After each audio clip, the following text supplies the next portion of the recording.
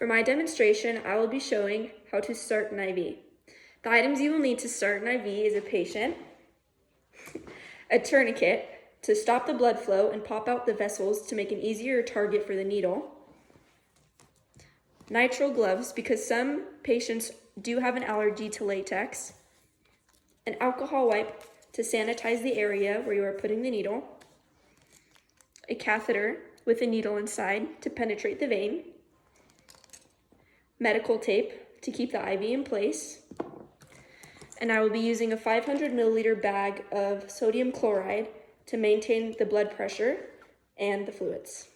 Step 1 to starting an IV is making sure to wash and sanitize your hands. The regulated amount for washing your hands is about 20 seconds.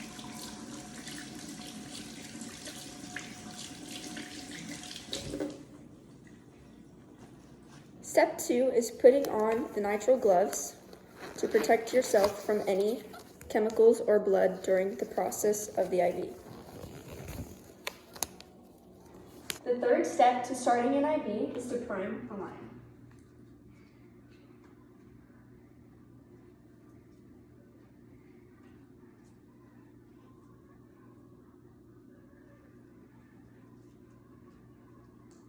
Priming the line is making sure that there are no air bubbles. Once there are no more air bubbles, you can stop it, hook it back up, roll up your sleeve, please. And now I will get the tourniquet ready.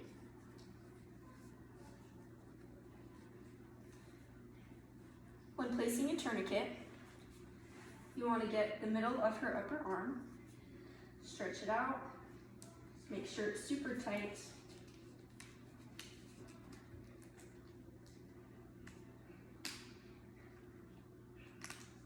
Just like that. Now, open the alcohol packet, get the wipe, and cleanse the area.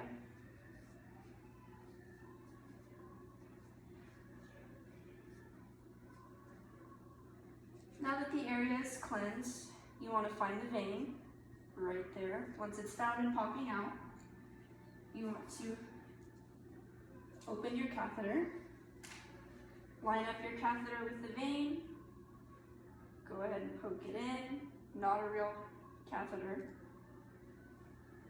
Then once it is in there, you want to get your line to unscrew this and screw in your line.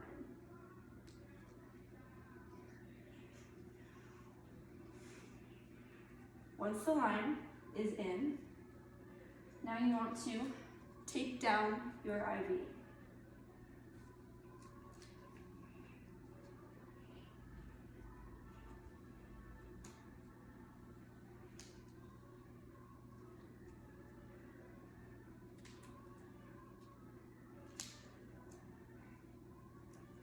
The last piece of tape is to hook up the line at an angle and keep the flow going.